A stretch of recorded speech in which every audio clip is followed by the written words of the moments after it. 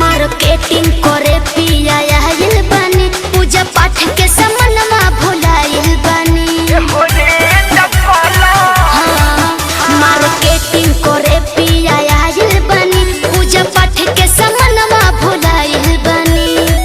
तो कौना रंग चुनरिया ये सबरिया मन भावन लागेला।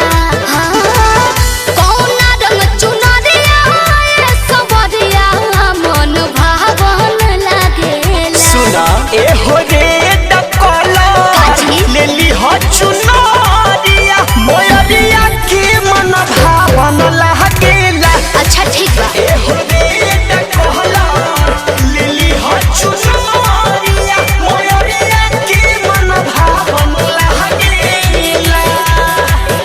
बोला बोला सच्ची दरबार की।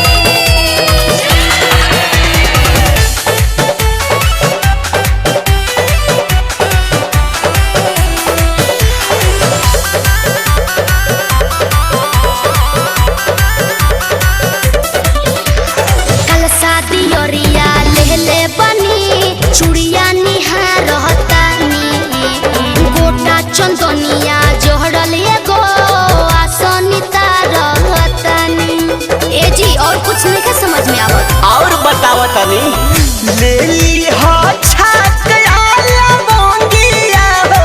अच्छा। तुहे माई के नीक लागे। ठीक बा। ओढ़ौलया नीम के टहनिया हो। हाँ। तुहे छोइया ठीक लागे। कौना रंग के चूड़िया ये सबरिया हर सावन लागेला।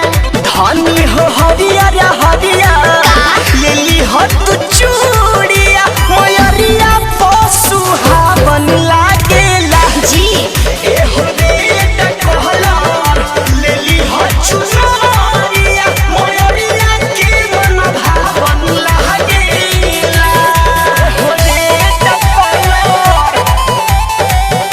लेली हो चुनरिया।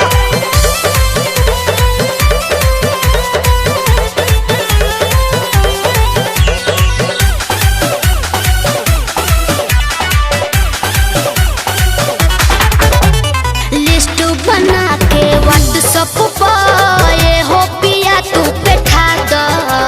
घटता कुछ रुपया बलम पेटीएम से